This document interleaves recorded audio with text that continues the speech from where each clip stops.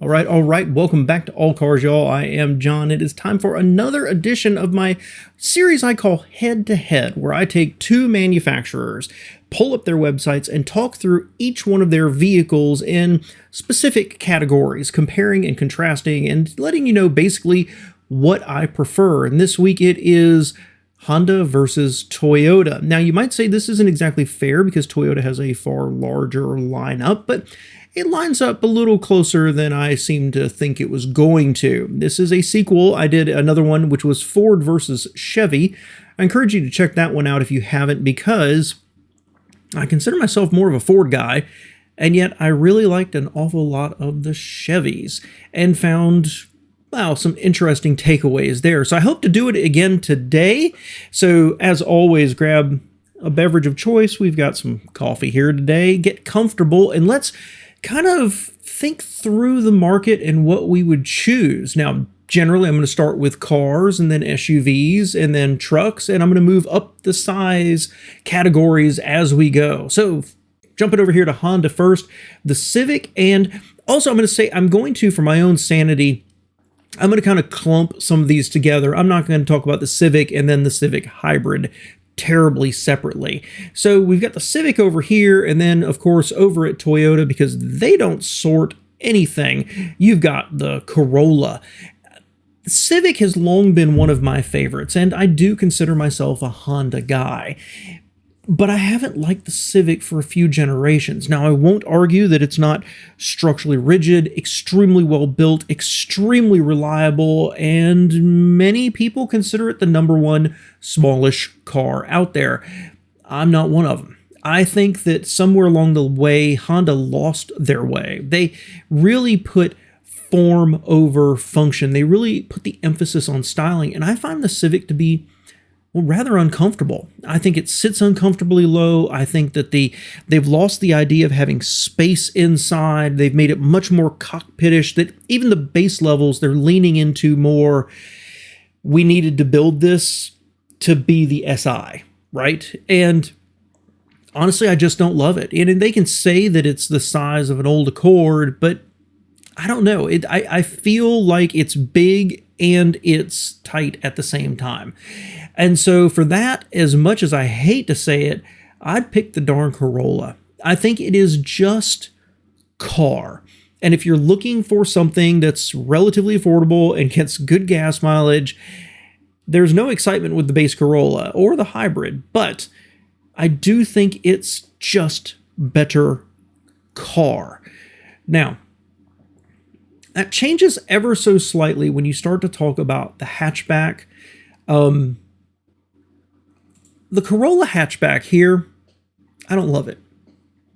I don't really like the way it looks. I really don't like the GR Corolla. I mean, sure, it might be super powerful and fun and sporty, a little hot hatch. Not my jam. But I'd take a Civic Si over a GR Corolla, for example. But the Corolla itself as a hatchback, I just don't love it, and I prefer hatchbacks. So I would ever so slightly lean towards the Civic hatchback, but I could be swayed one way or the other. Now let's jump up to the Accord here, and the Accord Hybrid. Of course, that lines up with the Camry and the Camry Hybrid, and I gotta say it's the Accord all the way. I mean, absolutely respect the Toyota.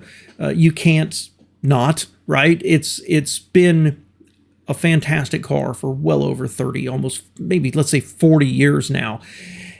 And it's well built, it's well put together, it's reliable, it's got all of those good attributes. But I think that the Accord, I think, is a looker. I really do. I think it looks fantastic. I think the interior feels a little tight to me. Even though it's bigger, it feels smaller than my current Accord, but I think it looks fantastic. I think it's an excellent value for the money. Whether it's the base Accord or this hybrid they're listing over here, I think the Accord is the way to go. And then, well, you're just kind of done with Honda. Or over here at Toyota, you've got a lot more to talk about. You've got the GR86. Well, you know, some versions of the Civic might match up in terms of price with this, but really the GR86 stands alone there. Then you've got the Supra. Honda really doesn't have anything to compete with that. The Mirai, Honda has nothing to compete with that. And then the Prius, of course, they have nothing to compete with that. They don't have the Insight anymore. So Toyota wins in a landslide when it comes to cars, even though the Accord, which would be the thing I would most likely buy, is still my number one choice. Now let's hop back over here and look at minivan real quick. I want to talk about the Odyssey versus the Sienna. And this is really, really interesting because we've owned an Odyssey, and it was fantastic. In fact, my wife owned a Sienna before that. We loved our Odyssey, and it was the car that brought my wife away from Toyota and into Honda. And the Odyssey is still basically, I want to say, our number one choice.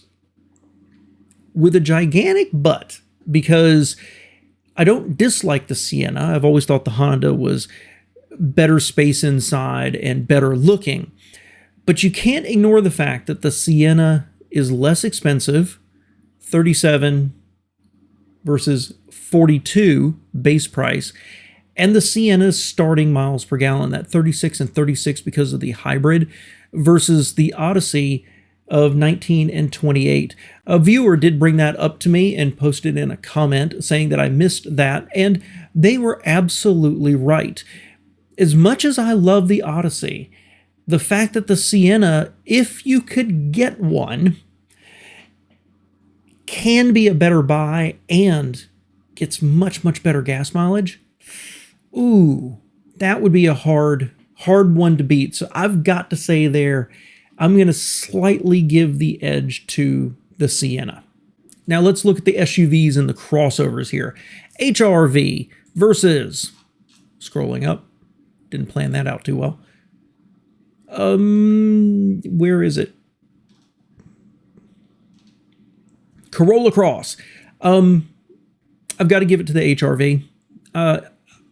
There's something about the Corolla Cross I don't like. Something about the interior and the materials and just how it all comes together. I don't think it's a bad buy at all. And they have that option of the hybrid engine right there for $28,000.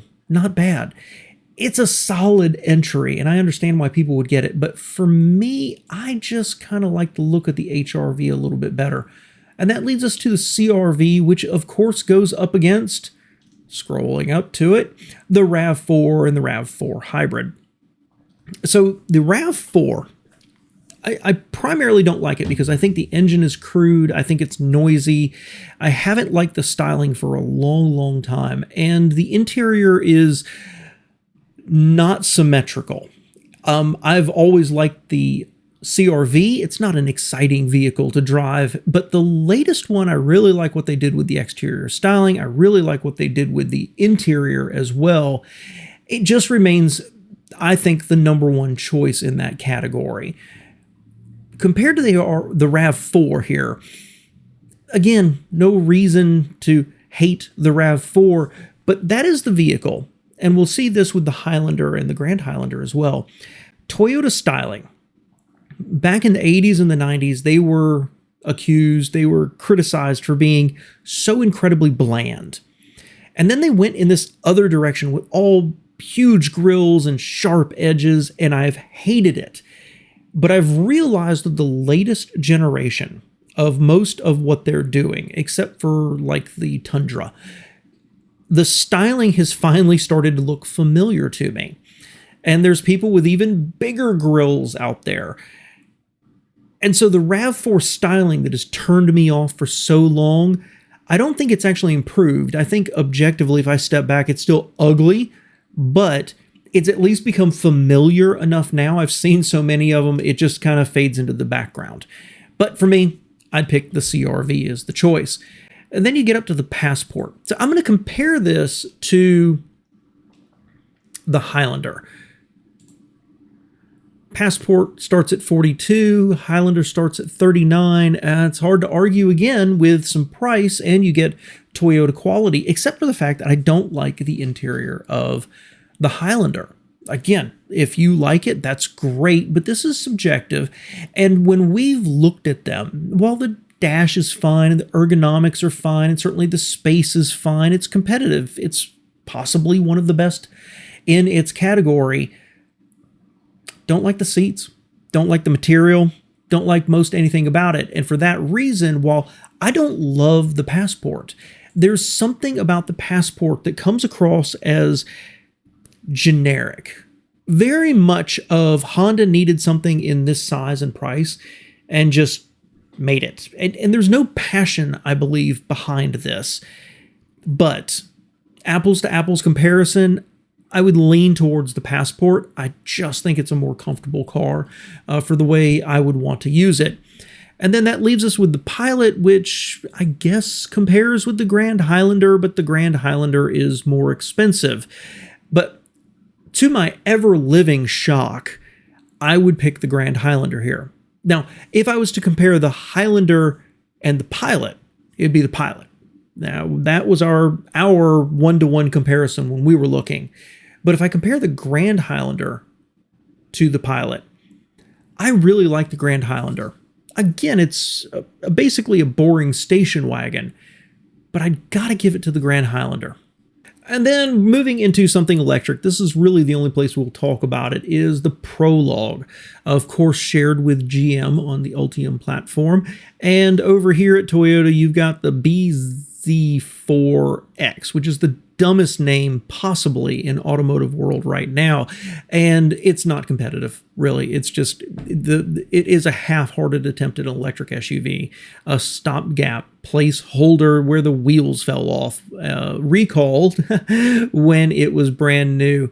The Prologue may not be the best of the best and pry any Tesla fans out of their Teslas, but it is, I believe, far better than the BZ4X.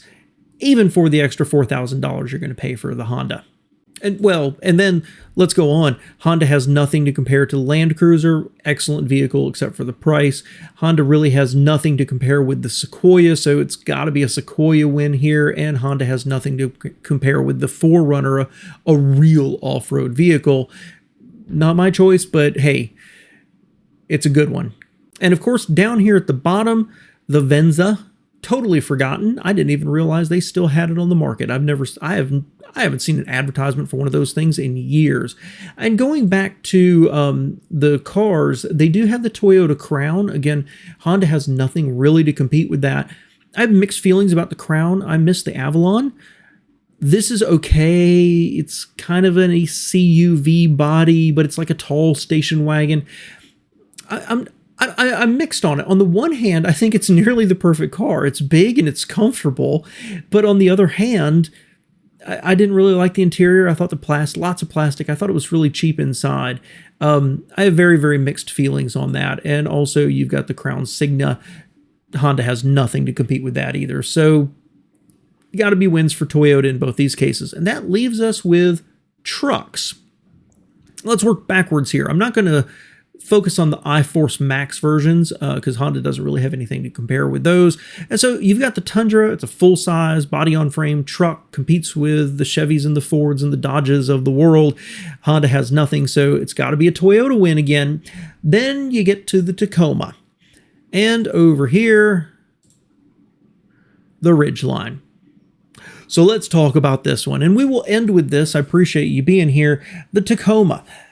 It is the truck you respect, and I know there's a lot of people who love their Tundras and have for decades, but I'm not one of them. And I've been very open about that over the years. The Tacoma is an excellent truck. It is unbelievably reliable. It'll probably outlive me if I bought one. But there's no passion there, and there's no love for it. They rough engines, bad seating position, cheap interiors. I mean, lots and lots of criticism are leveled against them, but they still end up being the #1 seller in their category. Now, I think with the latest one, Toyota's fixed a lot of their problems, but it's gone where everybody else really has. More four-door, less bed, things like that. Smaller, more powerful, turbocharged engines. You get the idea. If you need a four-wheel drive truck, because you need to throw your stuff in it and you go off-road, you need more than just a CUV with all-wheel drive. It's hard to beat the Tacoma. If you want a work truck, it's hard to beat the Tacoma. But I would say for truly 80 to 90% of the people who buy a truck, a compact sized truck, well, let's flip over here. The Ridgeline is the way to go. It is just about the best truck outside of a full-size truck that's out there that's going to meet 90% or more of your needs. It's reliable, it's fuel efficient, it's relatively capable, actually. If you watch some tests of it off-road, it's pretty capable, and it's far more comfortable. The problem with the Ridgeline is the price. If you look here, the Ridgeline starts at $40, the Tacoma starts at $31. Now, that Tacoma is not going to have as big of an engine. It's going to be a lot cheaper. It's good luck finding one, I guess is what I'm trying to say. But the Ridgeline, that is their Achilles heel. Honda, for some reason, will not commit to the idea of building a trucky truck. And I'm not even saying body on frame. This could be like the Maverick, but it's substantially bigger. But it doesn't look truckish. Now, the recent redesign makes it look a little more truckish, but it does feel tacked on. You know, a lot of the flaws of the smooth styling that made it look like the front of a minivan with a truck on the back hasn't really been addressed. They've made the front more butch, but they haven't really changed it or the opinion that people are going to have looking at it. And that's a shame. And also, they don't have a base level. They don't have anything down in the $30,000 range. They stubbornly stick with what they've got. And I guess they're just happy with the relatively slow sales they've got. But beyond all that, assuming I'm not going to go find a Tacoma equipped similarly for the same price, it's got to be the Ridgeline. It's going to meet 90% of my needs every single day of my life. It's going to be a comfortable SUV until I need a bed. So I'm going to say, for me personally, that is a Ridgeline win. But it's hard to argue with the Tacoma just because it's going to be a little bit more rugged along the way. So I'm going to wrap it up there. I'm sure I missed some things here. I'm trying to go a little fast for you, and I'm sure you'll let me know in the comments below if I did. But I'm going to ask, what should the next head-to-head be? I keep playing around with Nissan over here. Let me know what you think. Thanks for being here, guys.